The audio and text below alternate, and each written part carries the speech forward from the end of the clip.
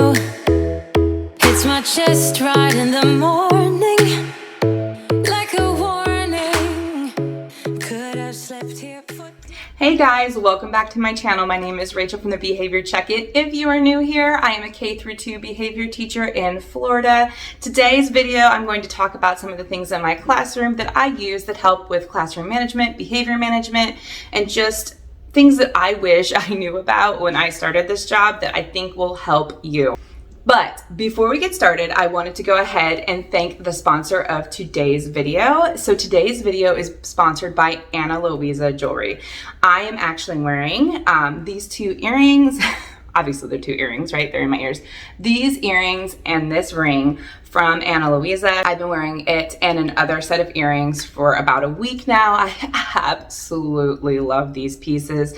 I have super sensitive ears, and my skin just can't handle earrings all the time. I can wear these all day, even fell asleep in them, and I had zero problems because they are high quality products at a very affordable price.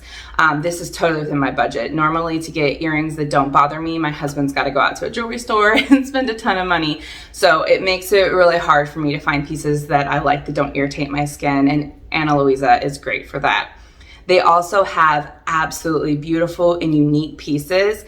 The set of earrings that I'm not wearing right now, my teenage daughter borrowed them. I had to go get them back from her because she loved them so much. So if you're interested and would love to purchase some Analuisany jewelry for Mother's Day or for yourself, right now you can buy one, get the other 40% off. So get one for you, get one for your mother, or get one for your mother and mother-in-law, or however you want to work it out. That will be linked below in my description box. Go ahead, check it out. You won't be disappointed. One thing I really love about Analuisany as well is they are very eco-friendly. All their products, including their absolutely gorgeous packaging that it comes in. I love the look of it. It's got these like little snaps. I love snaps. Just so cute. I can store my jewelry really nicely in these when I'm traveling. And they're all carbon neutral as well. So once again, thank you, Analuisany. Make sure you check it out below. Now, full disclaimer, we are not the most aesthetically pleasing classroom in the world because we do have kids who sometimes get angry and sometimes rip things off the walls when they have those really big emotions and get overwhelmed. So we don't make things super cute in here because honestly, I think it would break my heart if they wrecked super cute stuff. And also the room is something that I wanted it to be very homing and homey. Ooh, be nice if I could talk, and appealing to them, something that they would love and respect. So you're not going to see a lot of cute little artsy decor in here. You're going to see things that appeal to my population of students, which is primarily kindergarten through second grade boys. So one thing I really wanted to hit home on that I think is very important for you as a teacher if you're teaching behavior is that you have your room set up in a way that is very helpful for managing behaviors because they're going to happen. So I kind of want to take you around and show you how I set up my room and why I set it up that way. So if you come in through the door, this right over here is my small group station. This is where I work with students. I have all of my manipulatives, everything behind me, and this is where I do my curriculum instruction. Over here is where my assistant sits, and if you notice, I have one assistant here because she is in close proximity to the door. Now this is where my students line up. My green's coming off because it's April, but at the beginning of the year I had everything lined off really good. My students all know now, so it's not as necessary, but at the beginning of the year I had everything color-coded and sectioned off so they knew where they needed to be. But this is where they line up, so she's not completely in front of it, but she's near the door, and I'm near the door. In case anybody tries to elope, we can go in that direction. Also, take you around. This is where we have the students. Like I said, in the beginning of the year, we had everybody sectioned off for personal space. They pretty much get that now, so I don't worry about it so much, but the tape just kept coming up on the carpet, so I didn't keep reapplying it, but I did do it at the beginning of the year. If you see over here, I still have this blocked off because we are still learning boundaries when it comes to not wanting to run up in front of the board. This was here from last year. One of our students ripped this and they just haven't replaced it. So we look a little funny, but it still works. And if you come over here, I still have around my desk sectioned off with the red tape because we still are working on not wanting to go over my area. And I understand why. We got all the goodies and the snacks in the fridge behind there. It's not aesthetic at all. We're in a small space, but we make it work. It looked a lot cuter in August. So if you come over here, I have my other assistant, and she is blocking off the door area. She also has the independent work session. She also has the independent workstation, so she can monitor that if someone's over there to make sure that they're on task and not just playing around. And she's also in close proximity to our Zen Zone, so if we're giving students breaks, she can keep an eye on the timer. This over here is our bathroom, so she's monitoring that too. So like I said, just kind of keeping an eye on the door in case we have anybody who wants to try and elope. This back desk is pretty much where we put student folders and that sort of thing. No one really works there, but it's an option if you need a student to work there. Area here is our Zen Zone. This is if students need a place to calm down, or maybe they're having kind of an aggressive moment and they need to go in there and maybe just hit the wall. If they just need to be alone and in a quiet space. I usually have a beanbag in here, but my beanbags are a little gross, so I took them out to get cleaned.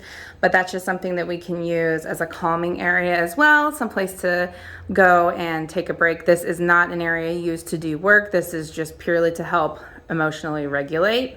So this is another area where students can come and they can reset, work on work when they don't want to be distracted. They even have the divider that we can use if we need to block off some noise. We have flexible seating that can be used, some pillows, some other things. I usually have a beanbag chair over here too, but that one was really nasty, so it's getting cleaned as well. I think it's really important to set the expectation in the room of what you expect in terms of voice level. I've trained my students pretty much from the beginning of the year, from our 0 voice is no talking, whisper voice is usually when we're in centers, 2 is when we're presenting or talking regularly in class, and then of course 3 would be the presenter voice, the teacher talking or someone who's sharing in a whole group discussion. And then 4 is playground. I also have, and I know it's kind of blurry, but I have these rules with these visuals in here that we review periodically. In the beginning of the year, we review these every single day and we practice them. And then throughout the year, we kind of review on them as we seem to forget them. We go back and visit, and I think it really helps because you can point to these instead of constantly talking, which tends to get you into power struggles. So I like having these as something to point to as a reminder of our expectations for the day.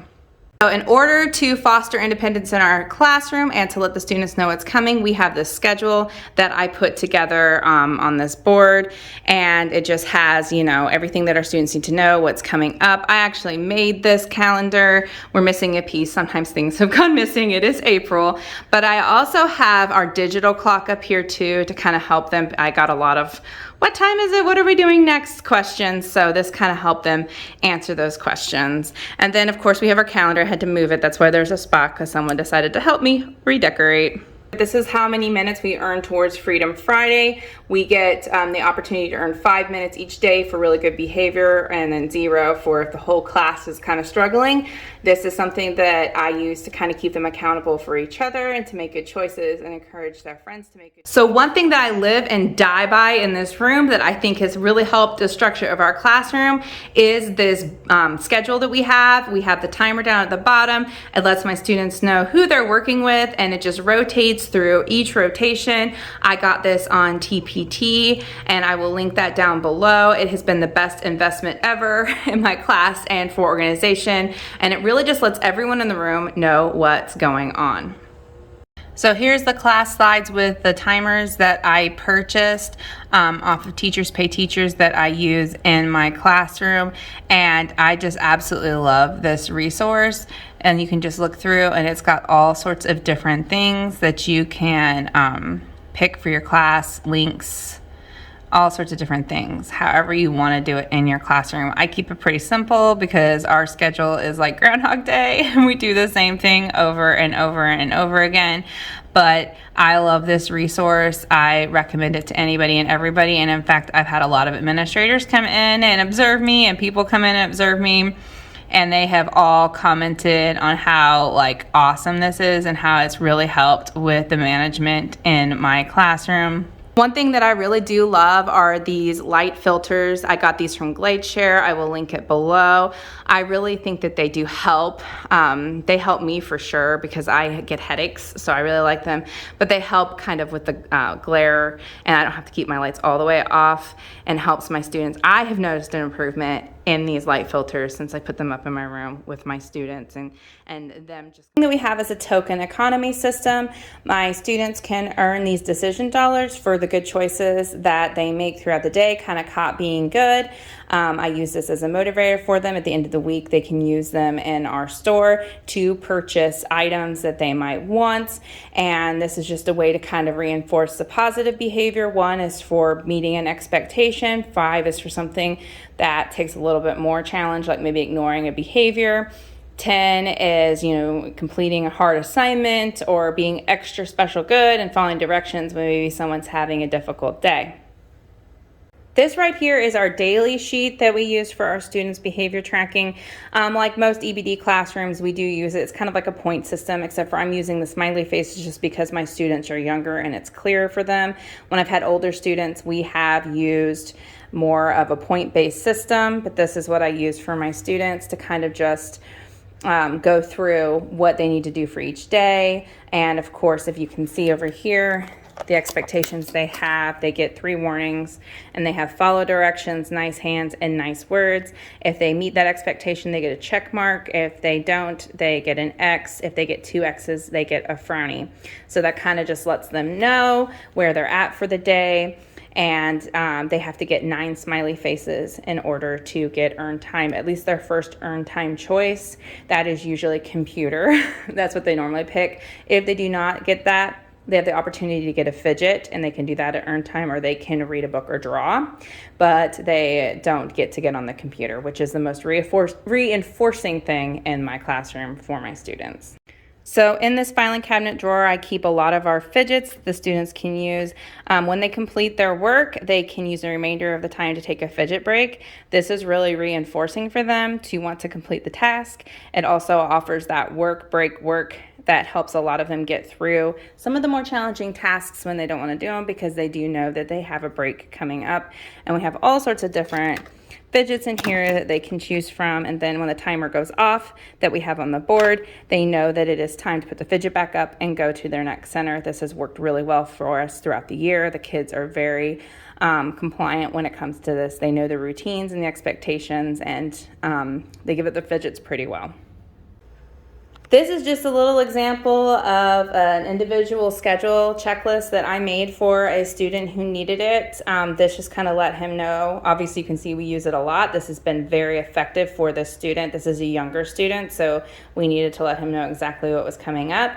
So we just put what he's doing first, next, then he knows he gets the break. I also do sometimes reinforce this with a small edible, sorry, I can't talk today, but that's because that's what's reinforcing for him. We were having a lot of issues with task completion, task initiation, and a lot of explosive behavior. And this very simple little chart has worked wonders for the student in significantly decreasing those behaviors. And I literally just put this together in PowerPoint, typed it up, and found a Google image because he loves dinosaurs, and laminated it.